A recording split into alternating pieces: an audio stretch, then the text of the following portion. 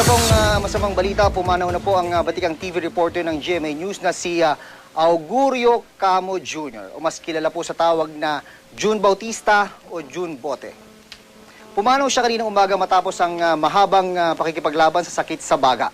73 taong gulang o 73 taong gulang si June Bote. 1974 nang maging reporter ng GMA News si Bautista.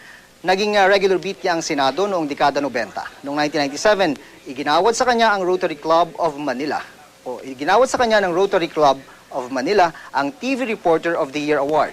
Nagretiro siya noong 1999. Saka nakalipas na 5 taon, nagpabalik-balik sa ospital si Bautista dahil sa emphysema, pneumonia at itong huli, Chronic Obstructive Pulmonary Disease o COPD. Dinala ang kanyang labi sa Magallanes Church sa Makati. Ang amin pong pakikiramay sa mga naulila po ni Ginoong June Bautista, mas kilala po sa tawag na June Bote.